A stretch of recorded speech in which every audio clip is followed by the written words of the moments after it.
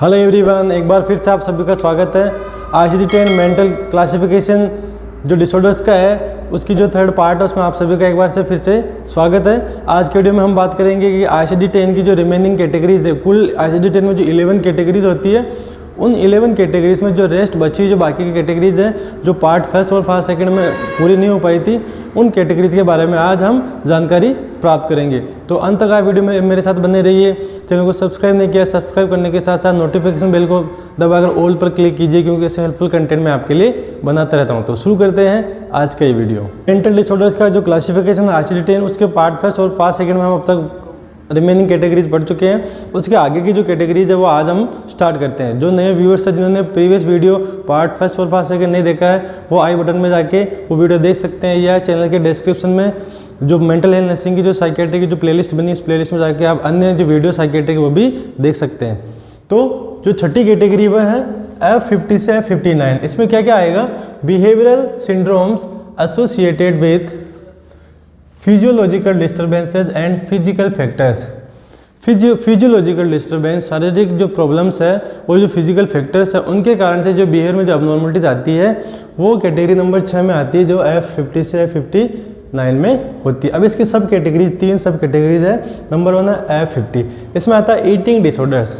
कई प्रकार के ईटिंग डिसऑर्डर्स होते हैं जो F50 में रखे गए हैं। नेक्स्ट है F51, non organic sleep disorders. Brain में किसी एनाटॉमिकल स्ट्रक्चर में प्रॉब्लम नहीं है, उसके बावजूद भी कोई स्लीप डिसऑर्डर्स हो रहे हैं, तो non organic sleep disorders F51 में आते हैं। नेक्स्ट है F52, तो F52 में सेक्सुअल डिसफंक्शन आते हैं। इस प्रकार F50 से F59 में जो बिहेवियर के जो सिंड्रोम्स हैं जो फिजियोलॉजिकल फैक्टर से रिलेटेड है वो इस कैटेगरीज में रखे गए हैं। अब बात करते हैं category number 7, that is F60 to F69। इसमें क्या आएंगे? Disorders of adult personality. Adult जो पर्सन है उनकी जो पर्सनालिटी के डिसऑर्डर्स हैं वो कैटेगरी नंबर 7 में आते हैं। अब इस कैटेगरी में कई प्रकार के सब कैटेगरीज, इसमें सबसे पहले आती है F60।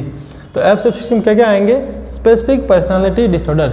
पर्टिकुलर पर्सनालिटी के जो डिसऑर्डर, जो स्पेसिफिक पर्सनालिटी डिसऑर्डर्स होते हैं वो F60 सब कैटेगरी में आए।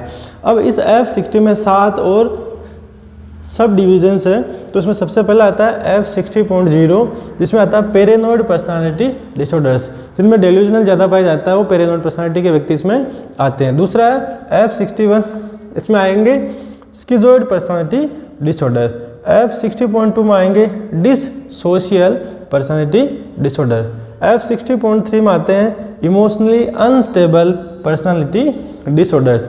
इसी प्रकार F60.4 में आएंगे हिस्ट्रियोनिक पर्सनालिटी डिसऑर्डर्स, या अटेंशन सीकिंग पर्सन, जो अपनी पर्सनालिटी के थ्रू, कपड़ों के रंग के द्वारा, हालचाल या चलने के तरीकों के द्वारा दूसरों का आकर्षण खींचने का प्रयास करते हैं, वो हिस्ट्रियोनिक पर्सनालिटी डिसऑर्डर में आते हैं। तो F60.4 में आते हैं। नेक्स्ट है F60.5, इसमें आता है एननकेस्टिक पर्सनालिटी डिसऑर्डर्स।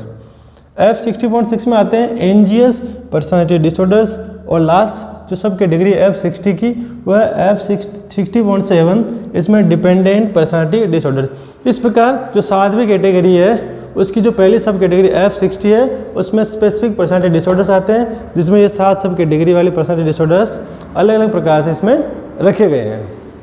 ICD-10 क्लासिफिकेशन की जो 7वीं कैटेगरी है उसमें जो पहली कैटेगरी F60 थी उसमें 7 सब कैटेगरी हमने देखी। अब बात करते हैं इसकी नेक्स्ट सब कैटेगरी F61, इसमें mixed and other personality disorders को रखा गया। इसी प्रकार F62 में एंड्यूरिंग पर्सनालिटी डिसऑर्डर्स जो ब्रेन डैमेज से रिलेटेड नहीं होते हैं उनको इसमें रखा गया है। F63 में हैबिट एंड इम्पल्स डिसऑर्डर्स आते हैं, जबकि F64 में जेंडर आइडेंटिटी डिसऑर्डर्स, जो अपने जेंडर से खुश नहीं है, मेल होने से खुश नहीं है, फीमेल होने से खुश नहीं है, इस प्रकार के जेंडर आइडेंटिटी डिसऑर्डर F64 सब कैटेगरी में आते हैं। और लास्ट कैटेगरी सब कैटेगरी F65, जिसमें disorder of sexual preferences, sexual intercourse के दौरान अलग प्रकार की जो अबनॉर्मल प्रेफरेंसेस होती है वो सेक्सुअल प्रेफरेंस के डिसऑर्डर F65 में आते हैं। इस प्रकार जो कैटेगरी नंबर 7 F60 से F69 है, इसमें कुल 5 सब कैटेगरी है। उसमें से जो पहली सब कैटेगरी F60 थी उसमें 7 सब कैटेगरीज आती है। तो इस प्रकार ये 7वीं सब कैटेगरी है वो एडल्ट की जो पर्सनालिटी डिसऑर्डर्स है उनसे रिलेटेड होती है।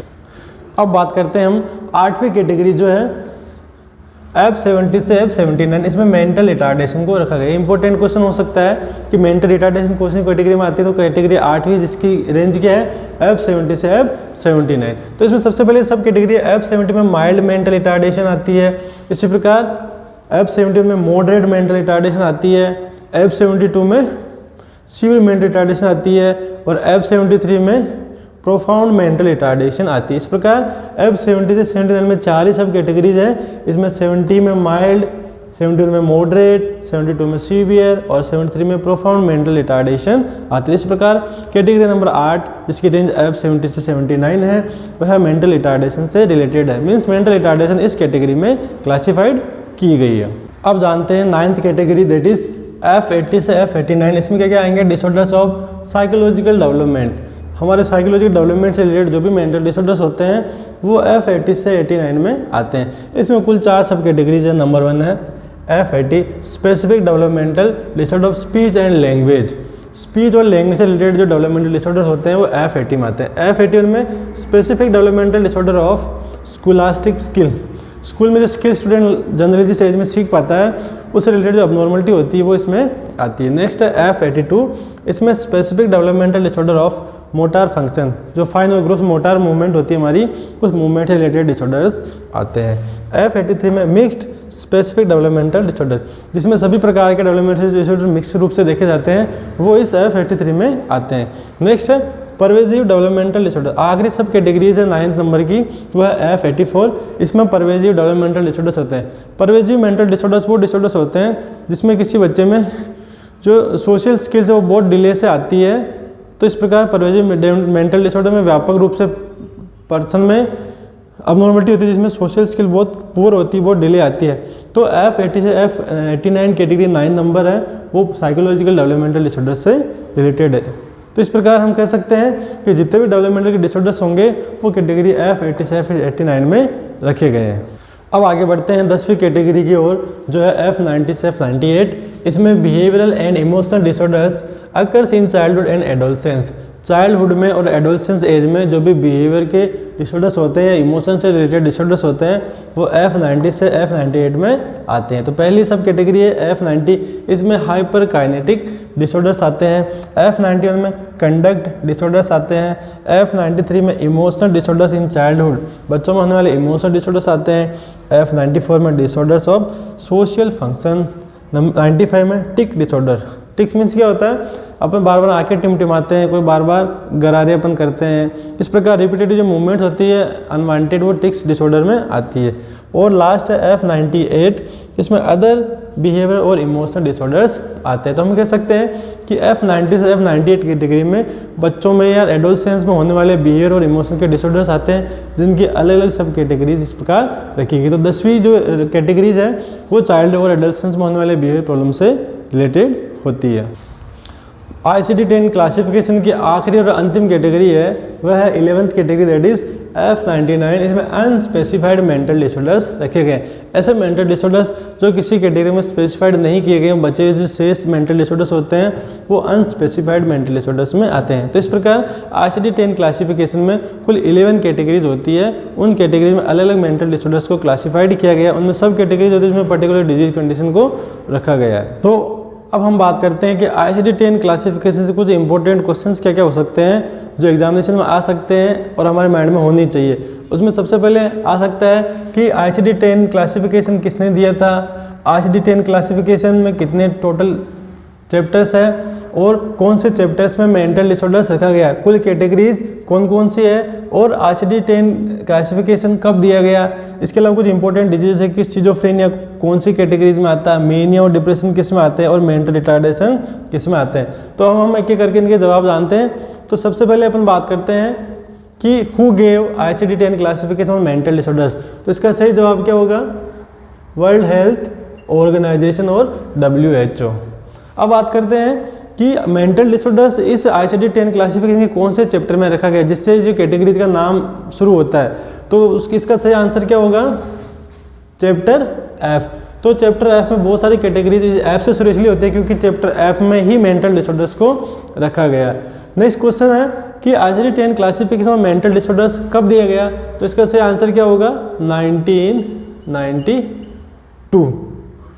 और अब आता है कि how many categories, total 11 categories होंगी।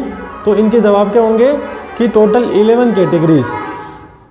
अब हम बात करते हैं कि ICD-10 classification on mental disorders में कितनी टोटल कैटेगरीज होती है। तो कुल कैटेगरीज की संख्या है 11। इस प्रकार किसने दिया, WHO ने।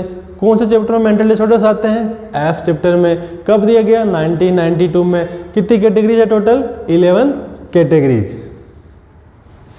आइए बढ़ते हैं अगले इंपॉर्टेंट क्वेश्चंस की ओर। वह है कि जो मेनिया है वो कौन सी कैटेगरीज में आता है। तो इसका आंसर क्या होगा सही, F30 से F39। इसी प्रकार आपसे पूछा जाए कि सिजोफ्रेनिया कौन सी कैटेगरीज में आएगा, तो F20 से F29 में। इसी प्रकार जो मेंटल रिटार्डेशन है वो कौन सी कैटेगरीज में आएगी, वो है F70 से F79। तो मूड डिसऑर्डर, मेनिया और डिप्रेशन F30 से F39 में आते हैं, जबकि सिजोफ्रेनिया F20 से F29 में आता है और मेंटल रिटार्डेशन F70 से F79 कैटेगरीज में रखी गई।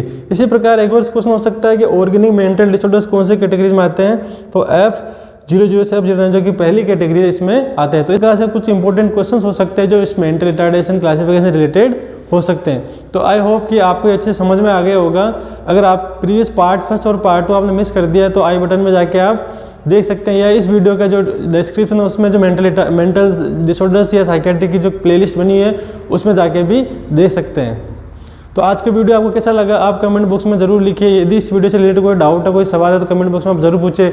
और यदि आपको लगता है कि वीडियो आपके किसी फ्रेंड, फैमिली मेंबर या किसी जानकारी के लिए हेल्पफुल हो सकता है तो इस वीडियो का लिंक उन तक जरूर शेयर करें जिससे उनको भी इस टॉपिक के बारे में जानकारी मिल सके। धन्यवाद, जय हिंद।